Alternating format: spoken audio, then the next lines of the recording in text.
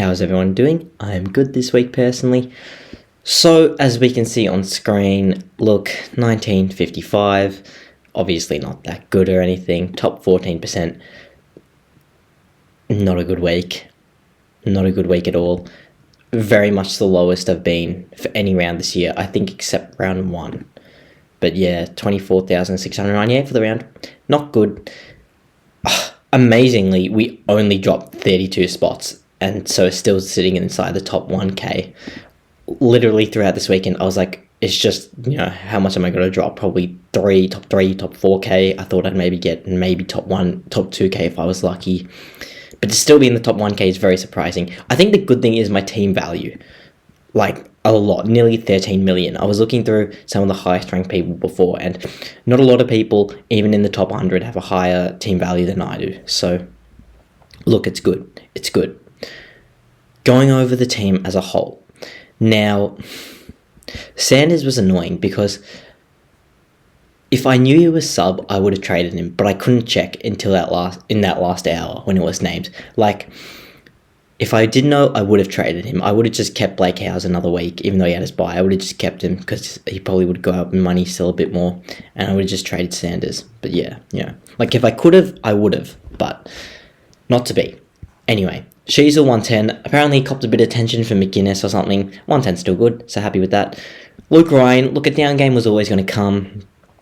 Really disappointing that it came against the West Coast. This was for Sarong as well. This was a game that we were penciling it in for them.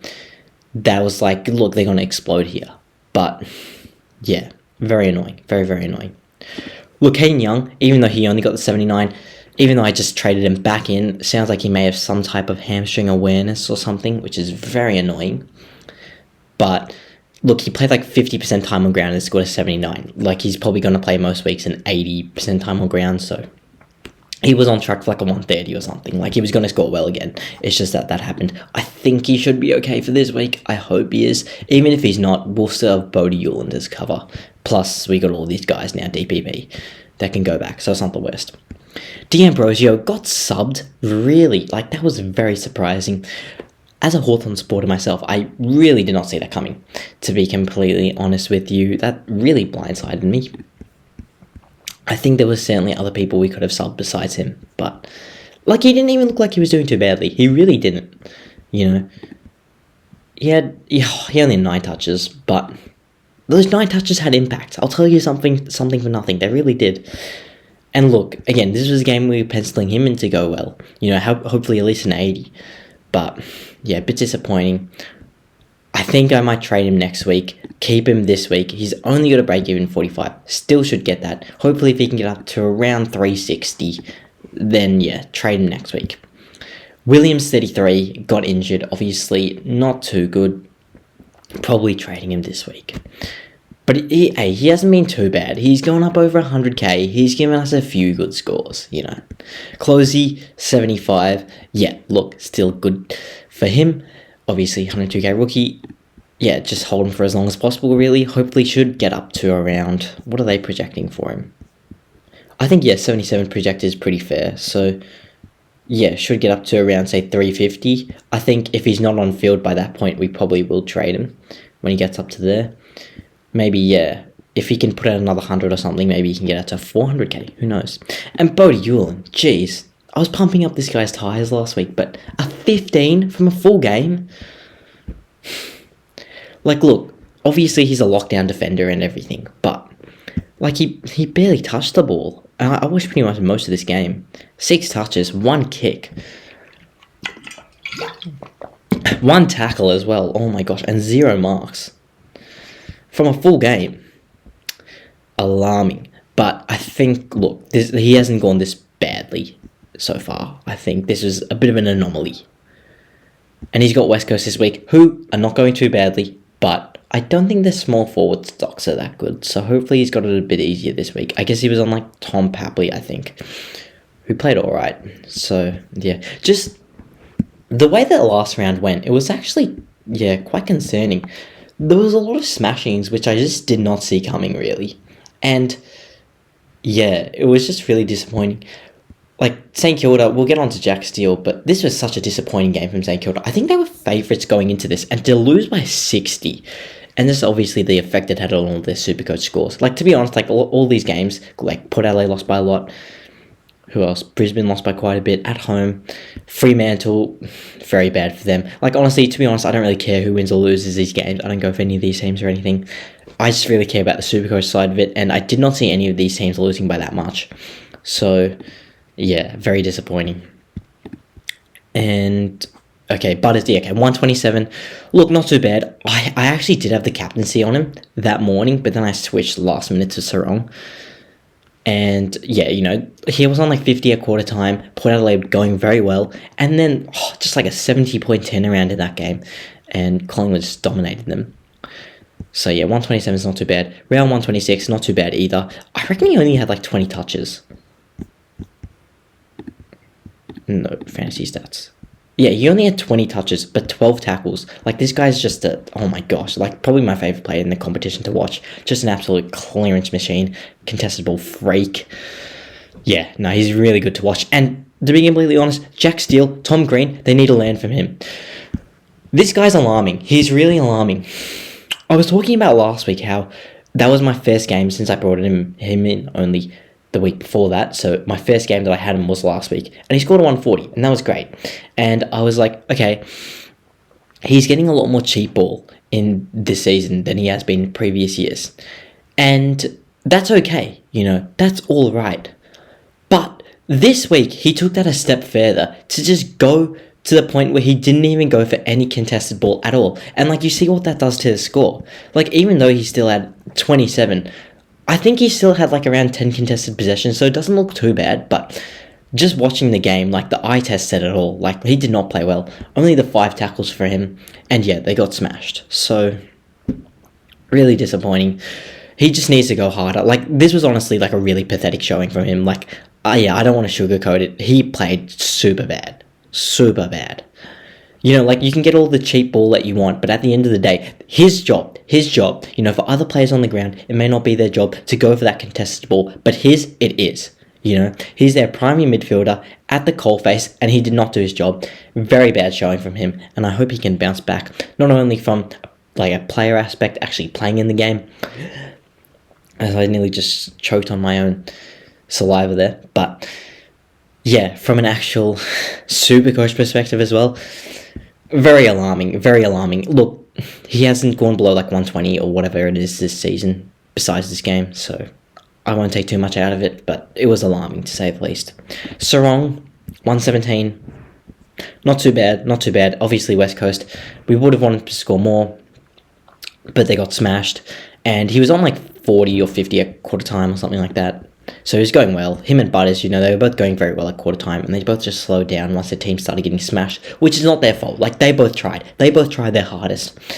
It was just that, yeah, really Butters. Like, Ken Hinkley, he put him on the bench for like 8 minutes in the second quarter, and at that point where Collingwood is really mounting their comeback, they put him forward. Like, what are you doing? Put your best player in the midfield, especially when you're getting smashed, like, in clearances and everything. Like, here's a thought: put your best player where he plays his best, especially when that's, you know, your biggest kind of losing point right at that point. Did not make sense. Stupid coaching decision. Port Adelaide really should have won that game, and I think, you know, even if they put Zach Butters in the midfield at that point in time in the second quarter, they still may not have won, but I think it would have been a lot closer than what it was. Because every time they did put him in there, you know, he was doing stuff. He was actually getting clearances, Zach Butters. He was the only one that was actually having impact of all the Port Adelaide mids, besides maybe Horn Francis. Tom Green, yeah, this guy's shameful. Like, he really is. Like I was just talking about last week, Jack Steele, Matt Rowell, for the last 2 weeks before that, taught him lessons, and this was no exception. Like, why are they using him in a defensive role when he can't defend? Like, this guy does not want to defend. Well, I don't know what it is, if he doesn't want to or if he can't. Either way, it's not working. He had 30 touches, and, like, that seems great and everything, but they're having no impact, and he had, like, 9 clangers or something like that. Yeah, just terrible, absolutely terrible. And look, I think he's going to turn it around. I do, because again, 9 clangers, each clanger is -4.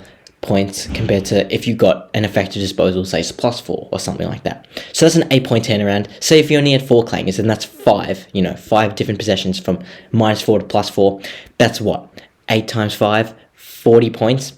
It could have been a difference between an 82 and a 122. So the clangers really killed him, but stop using him in that defensive role. I think it's good that they lost because that actually shows that's not working. Like, stop doing that. Matt Rowell, when they played Gold Coast, was best on ground. When they played St Kilda, Green was on steel. He was best on ground. Now Cripps, when they played Carlton, Cripps was best on ground. Clearly it's not working. Clearly. I'm actually a really good tactician. And they should honestly hire me. Some clubs should hire me. Now Dacos, 133. Good bounce back game from him. So, yeah, I think obviously if you don't have him, good point to get him. I think, 95 break even. Yeah, 30 touches. Yeah, good game. Happy with that. Look, Anzac Day this week, he could go well. I think he likes that matchup. So, maybe a vice captaincy, or probably go Gorn. But, yeah, anyway. Munn, 114. I was actually a bit scared. He's so inconsistent throughout games, Nick Martin. He'll do bits where he has 5 touches in 3 minutes, but then other times he'll have 0 touches in a 15-minute period. He just really floats in and out. But look, obviously a 114 is a good score, and you definitely take that. Roberts. Now, yeah, obviously played sensationally, got such a great role back there. So really, really good to see from him. If you traded him, you'd be livid, seriously. Why would you trade him? I've got no idea, but he's looking like probably him or Reed, the two probably rookies you keep on field until you have to. They're probably the 2 last ones. Sharp, 67, not too bad. Hopefully he can go better this week against the Bulldogs at home. I don't know if the Bulldogs will play that well, given that they're an inconsistent team, but who knows. Sanders, yeah, like I said, if I could have, I would have, but I couldn't trade him, so I didn't. 15 as a sub, obviously not his fault, he got subbed. I mean, obviously they won by 60, so you can't really say it was a bad coaching decision. And I don't think it was a bad coaching decision to really sub him off in any of the other 2 prior games he had been. I think, a lot of that's just media noise and whatnot. But, yeah, anyway. Probably trade this week. And Graham, 61, is fine. Gorn didn't play. Meek, 97. Look, played really well. He does have a 72 break even this week. So, yeah, we'll see what we do with him after this week. I think I want to keep him. I think I want to keep him for a bit. I think going up against English the week after, I think Grundy's not the hardest ruck to score against, especially at the MCG. It won't be too difficult. But, yeah, we'll see what we do. Obviously, Marshall and English will both go down a lot. If we go Marshall, what's he priced at now? Yeah, 168 break even. He's going to come down a lot, you would imagine. 540, yeah. So we'll be able to basically trade Meek to Marshall for probably maybe 80k, and Meek to English if we wanted to do that for probably maybe 110k or something. So we'll get them both cheap if we want to. Or we might just keep Meek. Who knows? Obviously, when Reeves comes back, it's basically a must trade. But until then, because Reeves had concussion last week and was in the VFL before that anyway. So, look, until then, we may as well just hold. Heaney, 98, obviously not as good as he had been the previous few weeks, but not terrible either. Obviously, I think his hot streak is certainly finished now with Taylor Adams back in the team and everything. But he's honestly a trade if you've got the trades, but I don't have the trades, and I think he's going to be top 6 still, so I'm going to definitely keep. Flanders 110 is good, happy with that. The backline role is certainly suiting him, so don't mind that. Powell 73, yeah, look, as a forward, this isn't actually the worst, and as long as he can average around 90, 95, I'm going to take it. And he's going to stay for at least a bit. We got him for 312k. It's not like we paid up 450 or for something for him, so it's not the worst. You get what you pay for sometimes. And, oh, geez, we got a lot more value on this pick than we did for Powell.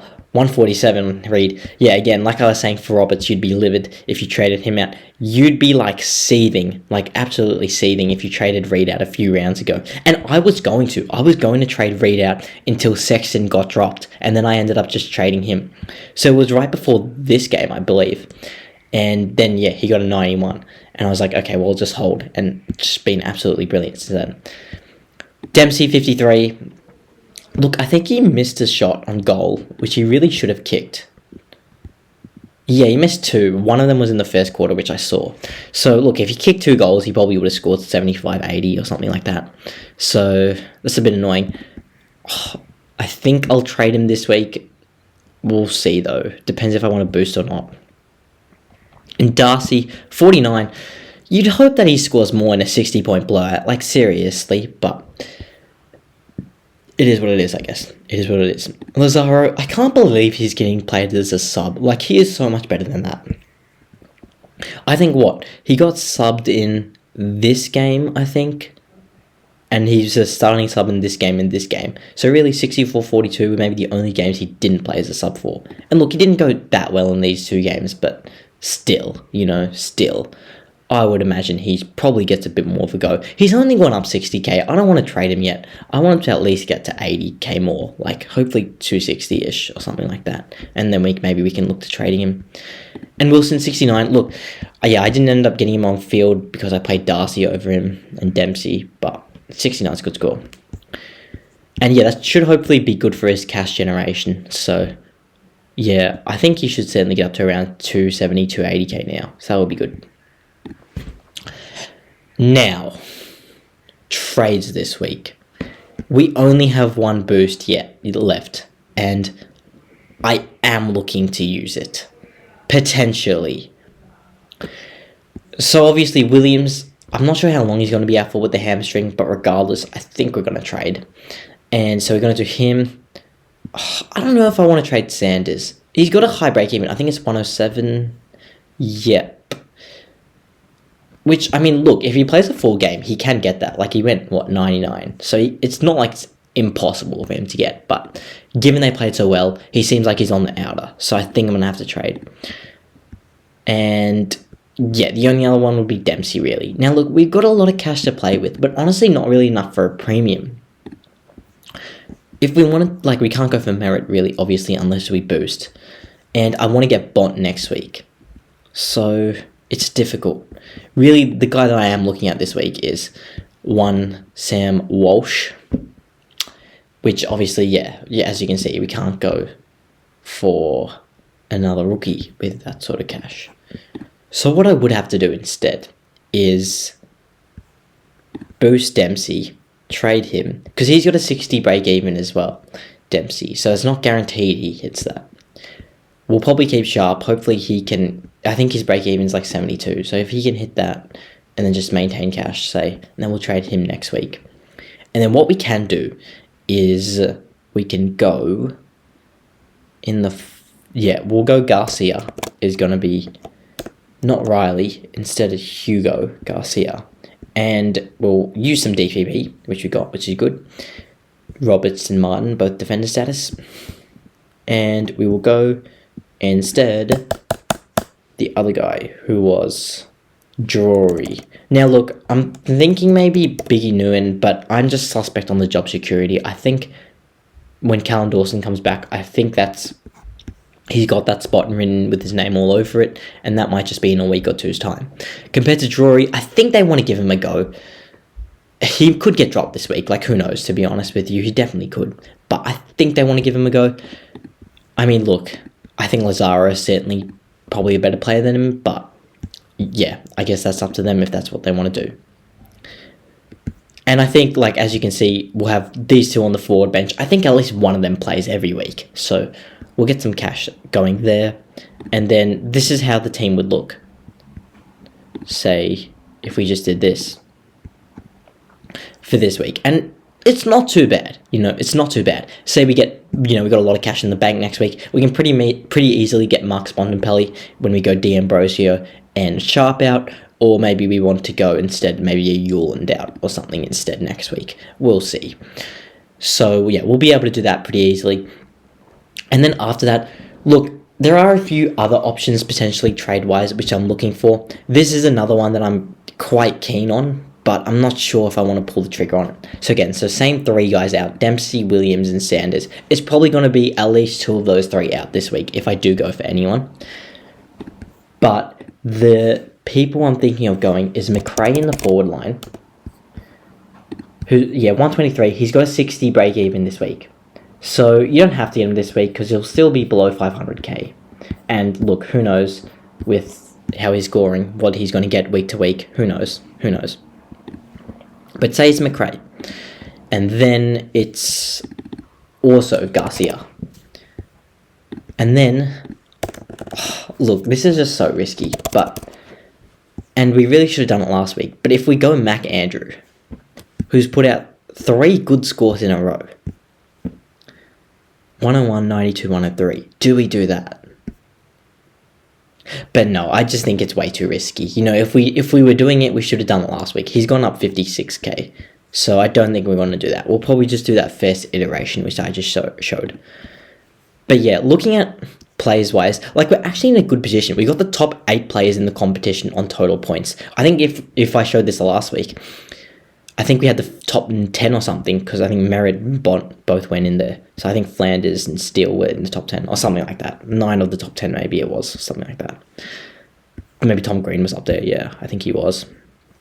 If we look at some of the top teams, I actually have never done this before. Looking at the top teams. Look, yeah, Zorko's good. I think if we're looking at forward line premiums, who is it? Yeah, Zorko's one we'd want to get 3-round average wise. I think, yeah, Bolton, Zorko are 2 of your top 6 premiums, certainly in the forward line. And I think McRae's the other one, as well as Reid, Flanders, and Heaney. Not that I think Reid's going to be a premium this year. I think, obviously, as first-year players do, he'll probably tire out by about round 15, and we'll need to trade him even before that, potentially. So, yeah, who knows, by round 10, we might need to trade him. There's no guarantees that he's a keeper or anything. But for now, he's been really good. So, yeah, just doing that. And then, yeah, Tom Powell, I guess we'll keep for a while at least. And then defenders, I think Houston is honestly one we need to go for.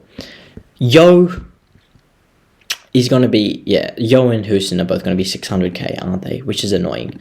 But we're going to get Bontempelli and Walsh before them, I think, at the very least. And then he's getting kickouts, which is annoying, because I didn't think he would get that many. I thought he'd play a bit more of a midfield role than he is, but he's not. And that's annoying. And he's got a good fixture the next 2 weeks as well. 141 against Collingwood is very good. We could go him instead. We could go him instead of Walsh. And just do, again, Williams, Sanders, Dempsey for Houston,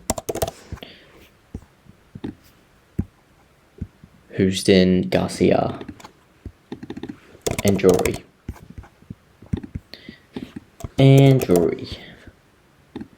We could do this. And that's okay. I think that's okay. Because, at the end of the day, the midfield's still strong. We got all these guys here still and everything. And then we just go, say, a Bond next week. Because, realistically, I think I might do this, to be honest. Because Walsh, I'm just a little suspect on the back still. And he's had GWS are out of form. And Adelaide are an easy team to score on. So, I'm not really sure how good he's actually playing. He's playing very well. There's no doubt about that. But, yeah, I'm just not so sure. We could do this instead. Shores up the back line. And, again, still got all these guys in the midfield, which is good. And then next week, maybe we go for a Bont. And then, yeah, we'll trade out D'Ambrosio, put Roberts back, put in Bont here. And it's just the forward line's weak. I don't know if I want these guys on field in the forward line. They're going to really hurt. But I guess we'll have to just go guys like McRae, Zorko. We'll have to pay up for. But that's just so risky. It is. So, look, I might do this, to be completely honest with you. I might. So we'll do that, and then I'll probably just play Wilson instead of Drury. And then we line up like this.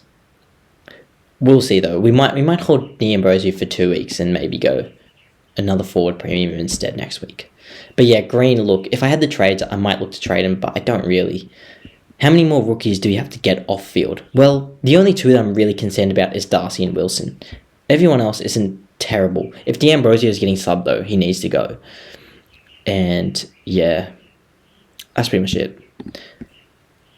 Yeah, I think that's it for this week. I mean, we've got a lot of cash in the bank, so that'll help to get Bontempelli certainly this week.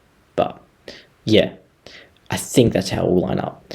Captaincy, vice-captaincy, I think Gawn against Nankervis, a weak Richmond midfield, will be easy to probably take the ball out of the ruck, get some clearances, so that'll be good for him.